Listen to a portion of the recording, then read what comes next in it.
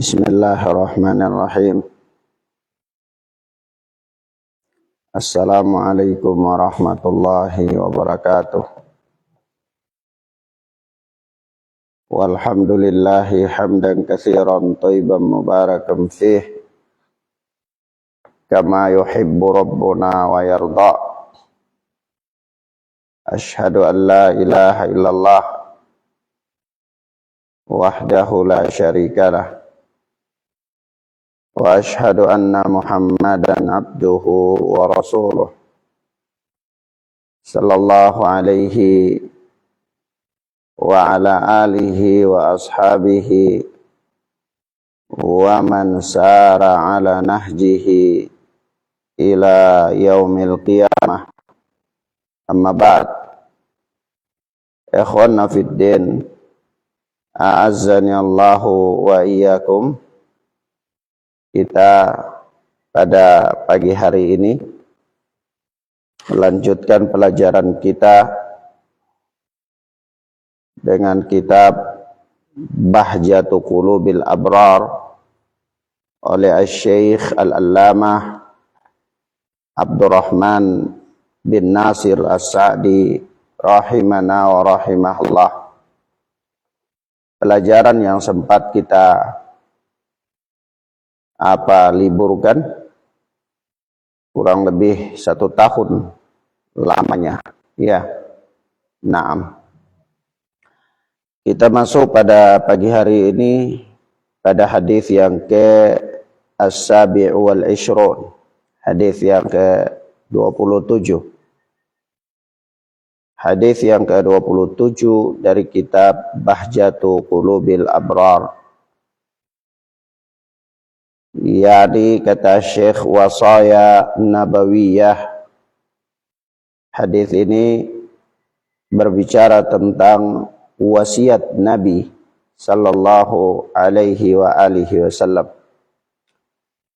Dan ikhwan, a'azzani Allahu wa iyyakum, telah dimaklumi bahwa sesuatu yang Nabi sallallahu alaihi wasallam wasiatkan itu berarti menunjukkan kepada kita betapa pentingnya perkara tersebut, sehingga perkara itu sudah sepantasnya untuk dipelihara dan dijaga oleh orang-orang yang diberikan kepadanya wasiat, ya. Naam, yaitu kaum muslimin. Berkata Syekh Abdurrahman bin Nasir As-Sa'di rahimana wa rahimahullah, an Abi Hurairah radhiyallahu anhu qala, dari Abu Hurairah yang Allah telah meridainya. Abu Hurairah adalah salah satu di antara sekian sahabat Nabi sallallahu alaihi wa alihi wasallam, dan kita telah ketahui bahwa para sahabat Nabi sallallahu alaihi wasallam mempunyai keutamaan yang sangat banyak sekali. Yang seandainya mereka tidak mempunyai keutamaan yang lain kecuali hanya bersahabat dengan Nabi saja, maka hal itu sudah cukup sebagai sebuah keutamaan besar. Kenapa? Karena Allah tabaraka wa ta'ala mengatakan as-sabiqunal awwaluna minal muhajirin wal ansar walladzina ittaba'uuhum bi ihsan radhiyallahu anhum wa radu an. Ya, orang-orang yang as-sabiqunal awwalun, orang-orang yang terdahulu, yang pertama, minal muhajirin wal ansar, dari kalangan muhajir dan ansar, walladzina ittaba'uuhum bi ihsan, dan orang-orang yang mengikuti mereka dengan baik, radhiyallahu anhum wa radu an, yaitu Allah ridha kepada mereka dan mereka pun ridha kepada Allah subhanahu wa ta'ala. Maka keridhaan Allah kepada suatu kaum itu menunjukkan tentang baiknya kaum tersebut, baik secara zahir maupun secara batin. Dan sahabat Abu Hurairah radhiyallahu taala anhu adalah termasuk di antara kelompok sahabat Nabi yang Rasulullah sallallahu alaihi wasallam mengatakan khairun nas qarni thumma alladhina yalunahum thumma alladhina yalunahum. Sebaik-baik manusia adalah generasiku. Kemudian setelah mereka, kemudian setelah mereka. Naam. Nah, ini menunjukkan kepada kita tentang keutamaan para sahabat secara umum ridwanullahi alaihim ajma'in. Dan juga Rasulullah mengatakan la tasubbu ashabi. Janganlah kalian mencerca para sahabatku. Naam. Taib, Abu Hurairah berkata, "Awsani khalili sallallahu alaihi wa alihi wasallam bi thalathin." Ya, Nabi sallallahu alaihi wasallam mewasiatkan kepadaku dengan tiga perkara. Yani Nabi sallallahu alaihi wasallam memberi wasiat kepada sahabatnya yang mulia Abu Hurairah radhiyallahu taala anhu dengan tiga perkara. Yang pertama, siyami thalathati ayyam min kulli syahrin, yaitu puasa 3 hari pada setiap bulan.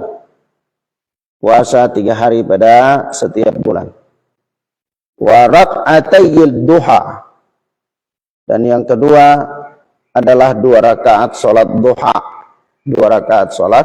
duha.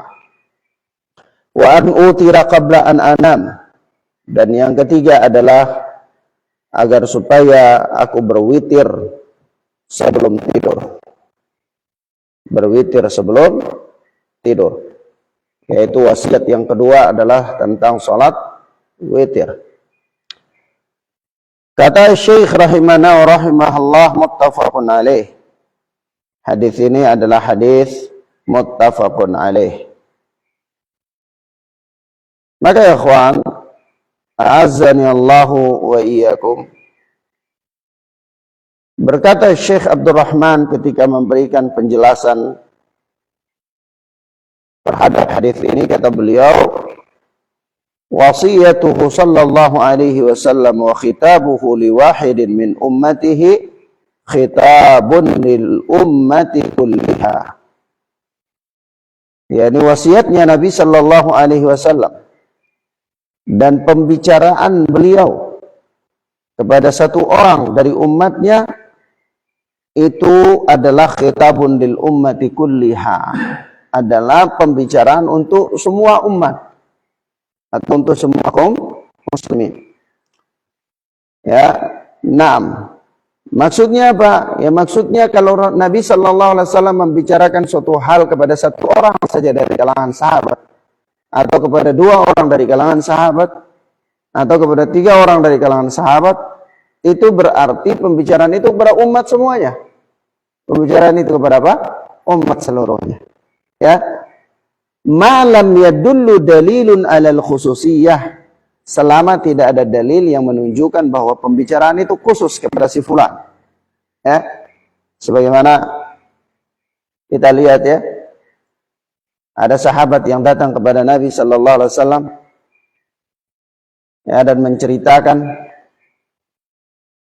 atau meminta wasiat kepada Nabi supaya memberikan wasiat.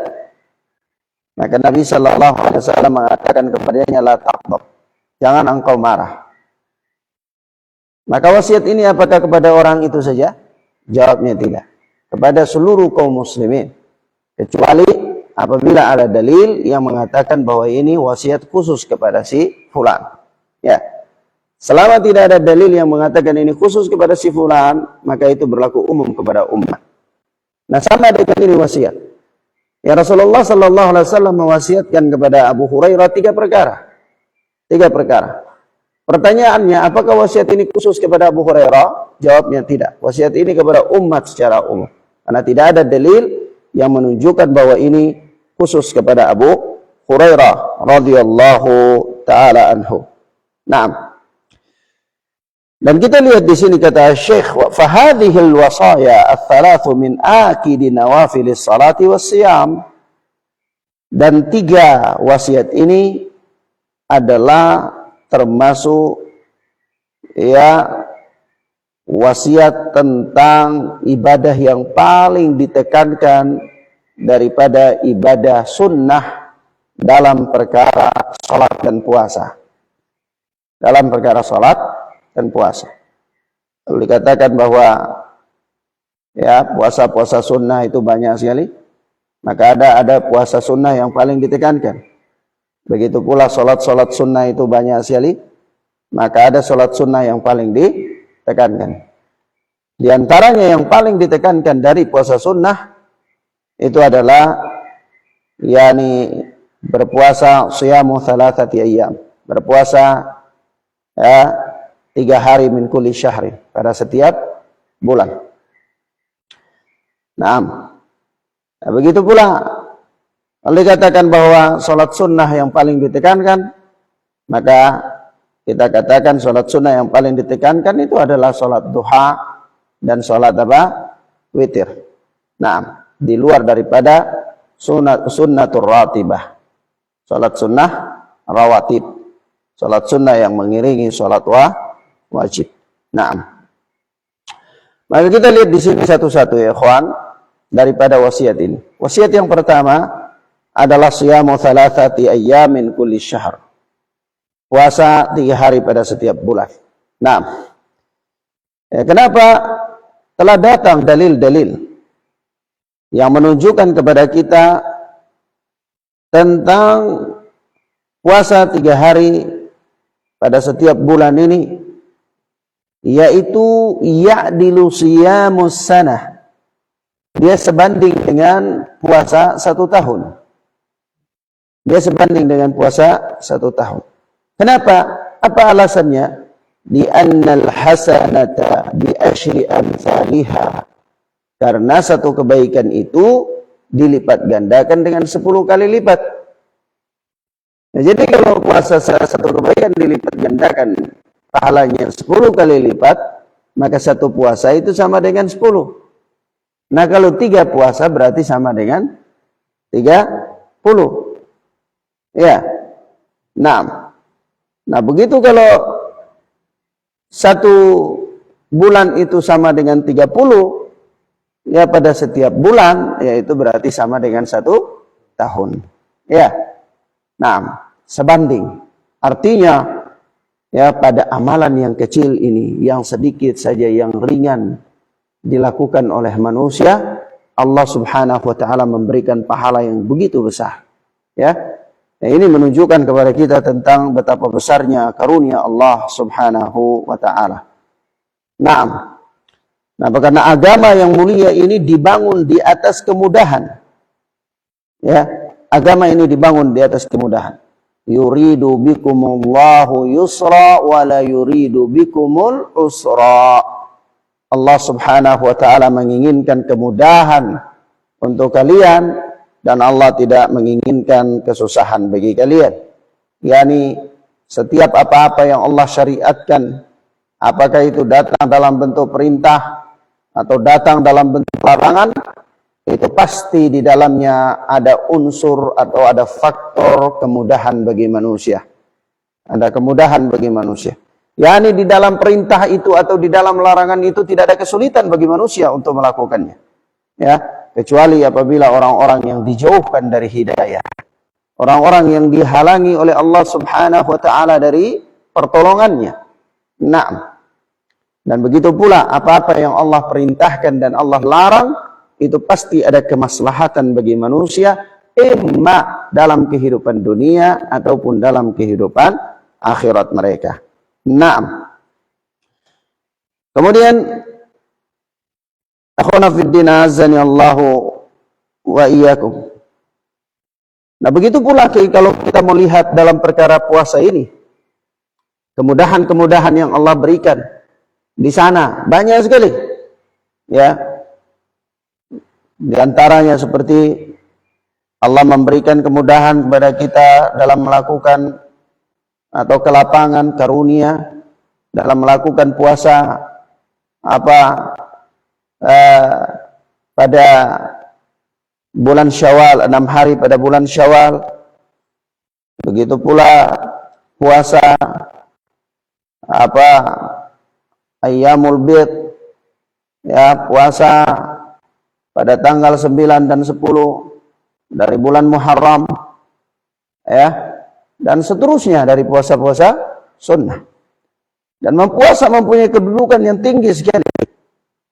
Puasa mempunyai kedudukan yang tinggi sekali karena amalan puasa merupakan suatu amalan yang sangat rahasia antara sang pelaku dengan Allah Subhanahu wa ta'ala.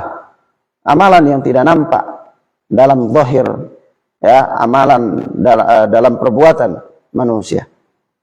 Sebab itu datang dalam hadis qudsi bahwasanya Allah Subhanahu wa ta'ala berfirman, kullu amali bani Adam lahu illa siyam. Seluruh amalan anak Adam itu untuknya saja, ya, kecuali puasa. Ya, fa innahu li wa ana ajzi bih. Puasa itu khusus untukku, kata Allah, dan akulah yang akan memberikan balasan secara khusus, ya. Naam. Kemudian yang kedua, wasiat yang kedua yaitu salatul duha. Salat duha. Kalau kita lihat tentang salat duha ini, kata Syekh Abdurrahman As-Sa'di rahimana wa rahimahullah, fa innahu qad takatharatil ahaditsus sahihah fi fadliha. Sungguh telah datang banyak hadis-hadis yang sahih tentang keutamaan salat duha itu. Jadi hadis-hadis yang sahih itu banyak berbicara tentang keutamaan salat duha. Wa ikhtalafa al-ulama'u fi istihbabi mudawamatiha au an yaghibba bihal insan. Ya, hanya saja para ulama berselisih pendapat tentang disukainya terus-menerus melakukan salat duha. Ya. Ya, kalau hadis-hadis tentang keutamaan salat duha itu banyak sekali datang dalam hadis-hadis yang sahih. Tapi permasalahannya bagaimana kalau seseorang itu dia mudawamah, dia menjaga salat duha itu terus-menerus, tidak pernah libur dari melakukan salat duha. Nah, ini para ulama berselisih pendapat. Para ulama berselisih pendapat. Ada yang mengatakan melakukan salat duha terus-menerus adalah bid'ah. Ya, ada yang mengatakan dianjurkan melakukan salat duha terus-menerus. Nah, berdasarkan hadis ini, maka kata Syekh As-Sahih, yang benar, yang kuat dari pendapat ulama itu adalah annahu yustahabbul mudawamatu 'alaiha, ya, li hadzal hadits wa ghairihi illa liman lahu 'adatun min as-salatil lail fa idza tarakaha ahyanan fala ba's. Kata beliau, yang benar, yang sahih adalah dianjurkan, disunnahkan terus-menerus menjaga salat duha itu karena adanya hadis ini dan hadis-hadis yang lain semisal dengan ini. Kecuali bagi orang yang mempunyai kebiasaan melakukan salat malam. Kecuali bagi orang yang mempunyai kebiasaan salat malam. Fa idza tarakaha ahyanan fala ba's. Sehingga kalau dia kadang-kadang meninggalkan salat duha maka tidak mengapa. Ya, tidak mengapa. Nah, ya, ini orang itu dia memelihara salat malam, dia mempunyai kebiasaan salat malam. Dia juga salat duha. Maka bagi orang ini, kalau dia meninggalkan salat duha, ya kadang-kadang tidak ada masalah. Tidak ada masalah. Ya, namun umumnya salat duha itu dianjurkan untuk dilakukan terus-menerus. Terus-menerus. Nah,